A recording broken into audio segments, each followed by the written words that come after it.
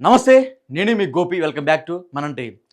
గత 4 రోజుల కిందట ఇదే హైదరాబాద్‌లో మైహోం భుజాలో వల్లభనేని వంశీ అరెస్ట్ అయిన సంగతి అందరికీ తెలిసిందే. అంటే గత ప్రభుత్వంలో వైఎస్ఆర్‌సీపీ అధికారంలో ఉన్న సమయంలో వాళ్ళ నోటికి హద్దు అదుపు లేకుండా ఆ పార్టీలో ఉన్న ముఖ్యమైన నేతలందరూ కూడా విపరీతంగా వాళ్ళ మాటలతో దూషించడం గానీ, విపరీతంగా వాళ్ళ మాటలతో పక్క వాళ్ళని కించపరిచే విధంగా వాళ్ళు మాట్లాడిన మాటలు చాలా ఉన్నాయి. దాంట్లో ఒక ఇద్దరైతే చాలామందున్నారు. సో, చాలా మందిలో ఒక ఇద్దరు నేతలైతే ఈరోజు వాళ్ళ గురించి మనం మాట్లాడుకుందాం. ముఖ్యంగా కొడాలి నాని, వల్లభనేని వంశీ వీళ్ళిద్దరు కూడా మంచి స్నేహితులు. ఒకసారి వాళ్ళిద్దరూ మాట్లాడిన మాటలు అంటే గత ప్రభుత్వంలో వైఎస్ఆర్‌సీపీ అధికారంలో ఉన్న సమయంలో టీడీపీ పార్టీ మీద దుమ్మెత్తి పోసింది. చంద్రబాబు గారిని అదేవిధంగా నారా లోకేష్ గారిని ఇద్దరు దుమ్మెత్తి పోసిన ఒక ఆడియో కాల్ ఉంది. ఆడియో కాల్ కాదు, వీడియో కాలే. బట్ ఒక క్లిప్ ఉంది. ఆ క్లిప్ చూడండి ఒకసారి. వచ్చేలేదు చచ్చేలేదు వస్తే చెయ్యి చచ్చేస్తూ నన్ను చేస్తా వంశీ చేస్తా ద్వారమణి చేస్తా అంబటి రాంబాబు చేస్తా జగన్మోహన్ రెడ్డి గారిని చేస్తా ఎవరిని చేస్తావు చేయగా ఒక్కని టచ్ చేస్తుండే పద్నాలుగు వచ్చి వదిలిపెట్టిన ఏం చేస్తారా ఒక్కరిని టచ్ చేయి నీకు దమ్ముంటే నువ్వు మగాడే టచ్ చేస్తాడు ఒకరిని టచ్ చేశాడు, జైల్లో కూడా వేశారు. సో, ఈ టచ్ చేసిన అయితే మాట్లాడారు కదా, అది మనం లాస్ట్‌లో మాట్లాడుకుందాం. ఇంకోటి రండి, ఇప్పుడు వంశీ మాట్లాడింది వినండి ఒకసారి. అధికారంలో లేనప్పుడు ఈ చంద్రబాబు ఏం పీగుతాడు ఉడకబెట్టిన నాగడదంప ఉత్తి కొట్ట ఊరేగింపు ఇవన్నీ ఉడతూపులు ఈ తాటాకి సప్పుళ్ళు ఈ లోకేష్ నాడు కొత్తగా ఫీల్డ్ లోకి వచ్చాడు ఈడు మాటా డైలాగులకి ఎవడన్నా భయపడతాడా ఈడు ఈ బాబుకే భయపడినాడు మళ్ళీ ఈడికి భయపడతారా ఈడు ఒకడికే ఉందా మేసం ఎవడికి ఏదైతే ఇప్పుడు వల్లభనేని వంశీ, కొడాలి నాని గతంలో మాట్లాడిన మాటలు ఇవి రెండు కూడా. సో, ఈ తాటాకి చప్పుళ్ళు, ఉడత ఊపుళ్ళు, ఉడికిన బంగాళదుంప అని వంశీ మాట్లాడడం జరిగింది. మీసం లేని మగవాడు కూడా వచ్చి మాట్లాడుతున్నాడు. రాజకీయాల్లోకి కొత్తగా వచ్చి జూనియర్ కూడా ఇప్పుడు నన్ను అనే స్థాయికి వెళ్ళిపోయాడు అన్నట్టుగా అయితే వంశీ మాట్లాడడం జరిగింది. సో, ఈ రెండు మనం కంపేర్ చేసుకుంటే గత ప్రభుత్వంలో హయాలు ఉన్నప్పుడు నోటికి హద్దు అదుపు లేకుండా మాట్లాడిన మాటలు ఇవి. సో, ఈ ప్రభుత్వం అధికారంలోకి వచ్చిన తర్వాత వల్లభనేని వంశీ చేసిన అక్రమాలు, అన్యాయాలు మొత్తం బయటపెట్టింది. ఒక ఎస్సీ ఎస్టీ కుటుంబానికి ప్రభుత్వం అండగా ఉన్నట్టుగా అయితే ఈరోజు మనకు కనపడింది. సో, ఆ ప్రభుత్వం అండగా ఉన్న నేపథ్యంలోనే వంశీని ఆ కేసులో అరెస్ట్ చేసి ప్రస్తుతానికి అయితే రిమాండ్ ఖైదీగా అయితే జైల్లో ఉన్నారు. ఈరోజు వల్లభనేని వంశీని పరామర్శించడానికి వైఎస్ జగన్మోహన్ రెడ్డి జైలుకి వచ్చారు. జైలుకి వచ్చి అసలు ఏమన్నా మాట్లాడుతున్నారా? జైలుకి వచ్చి వచ్చిన టాపిక్ మేము మాట్లాడకుండా ఏదేదో మాట్లాడేస్తున్నారు. వచ్చిన టాపిక్ మేము మాట్లాడేటట్లా. సత్యవర్ధను ఈ కేసు ఎందుకు పెట్టారు, టీడీపీ పార్టీ మీద రాళ్ల దాడి, ధ్వంసం కేసుల గురించి మాట్లాడట్లా. ఇవన్నీ మాట్లాడట్లా. వేరే మొత్తం ఏవో తోగు వస్తున్నారు. నెక్స్ట్ టార్గెట్ కొడాలి నానియే, నెక్స్ట్ టార్గెట్ దేవినేని అవినాష్, శంకర్రావు, ఒక ఇద్దరు ముగ్గురు పేర్లు చెప్తున్నారు. అంటే గత ప్రభుత్వంలో ఎవరైతే నోరు హద్దు అదుపు లేకుండా మాట్లాడే నేతలు వీళ్ళందరూ కూడా మరలా ఇప్పుడు వాళ్ళని వెనకేసుకొస్తున్నారు. జైలుకి వెళ్ళింది ఎందుకు? పరామర్శించడానికి. క్లియర్ కట్గా మన కేసు కనబడుతుంది అక్కడ. ఆ SC ST case, atrocity case clear కట్గా మనకు కనబడుతుంది.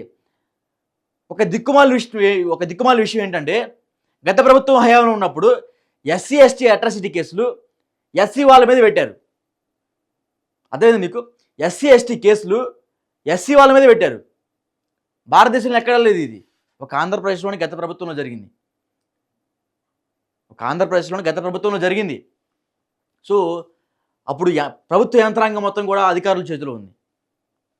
ప్రభుత్వ యంత్రాంగం మొత్తం కూడా రాజకీయాల చేతిలో ఉన్నాయి. సో, అందుకనే అట్లా ఎవడు మీద పడితే వాడి మీద ఫాల్స్ కేసులు, అవినీతి కేసులు, అర్థం పర్థం లేని కేసులు, సోషల్ మీడియాలో పోస్ట్ పెట్టిన లోపలేయటం, గత ప్రభుత్వంలో జరిగిన అరాచకాలు, అన్యాయాలకి ఇప్పుడు వచ్చిన కూటమి ప్రభుత్వం అడ్డుకట్ట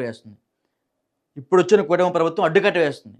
అదేవిధంగా మరలా ఈరోజు ప్రెస్ మీట్లో ఏం చెప్తున్నారంటే ఇప్పుడు టార్గెట్ అయిపోయింది కదా, కొడాలి నాని అయిపోయింది, ఇప్పుడు నెక్స్ట్ అవినాష్ జాగ్రత్తగా ఉండని అవినాష్కి హెచ్చరిస్తున్నాడు. ఆయన నవ్వుకుంటున్నాడు, అబ్బో జగన్ నోటి నుంచి నా పేరు వచ్చిందని ఆయన సంతోషం వ్యక్తం చేస్తున్నారు. గతంలో లండన్ నుంచి రాగానే అంటే జనవరి సంక్రాంతి పండుగ అయిపోగానే నీ జనాల్లోకి వెళ్తా అన్నారు. జనాల్లోకి వెళ్ళట్లా, జైలుకి వెళ్తున్నారు పరామర్శించడానికి. జనాల్లోకి వెళ్ళి నీ జనాల్లో మళ్ళీ పాదయాత్ర చేస్తాను, జనంలో మళ్ళీ కలుస్తానన్నారు. జనాల్లోకి వెళ్ళట్లా, జైలుకి వెళ్ళి వస్తున్నారు.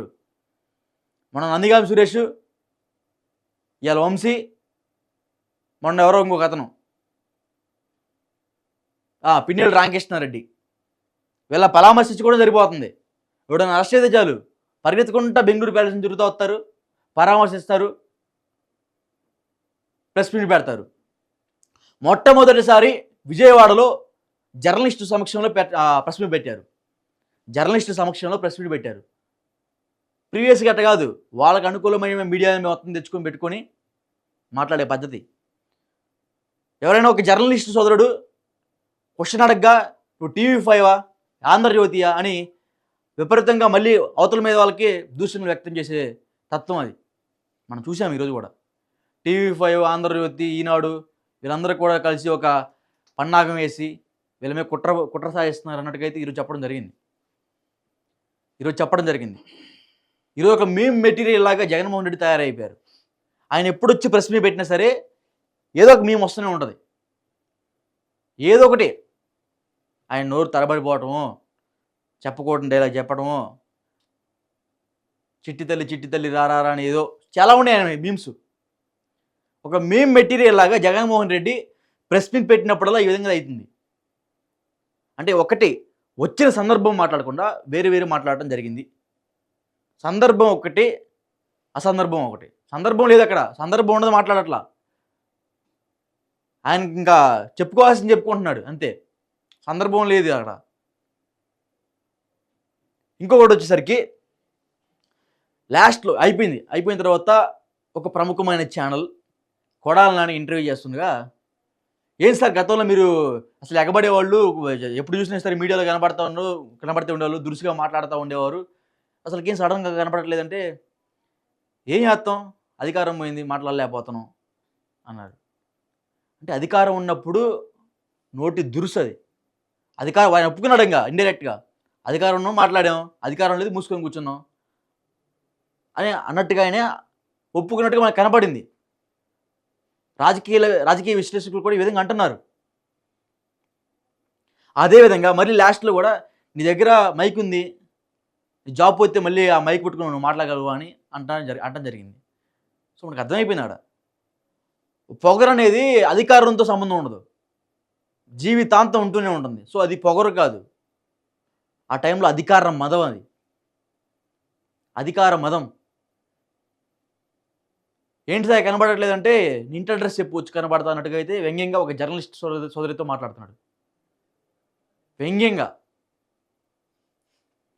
ఖచ్చితంగా వాళ్ళు తలుచుకుంటే కేసుకు పెట్టవచ్చు. ఎంత చక్కగా ఏంటి సార్ మీరు కనబడట్లేదు మీడియాలో అని ఒక జర్నలిస్ట్ సోదరి వెళ్ళి అడగగా నీ ఇంటర్ డ్రెస్ చెప్పు వచ్చేస్తా అంటున్నాడు. సో అది ఇప్పటికి కూడా వాళ్ళ తత్వం మారలేదు. నోటు హద్దు అదుపైతే కొంచెం తగ్గిందని మనం అనుకోవచ్చు. గత ప్రభుత్వంలో ఉన్న మాట దురుసు కన్నా ఇప్పుడు కొంచెం తగ్గింది. ఇప్పుడు ఏదైతే ఈ చెప్తున్నారు కదా, ఏం పీకుతారో పీక్కుంటున్నారు అన్నారు కదా, పీక్కోమన్నారు అప్పట్లో, పీకుతారు మెల్లమెల్లగా అందరూ పీకుతారని చాలామంది చెప్తున్నారు.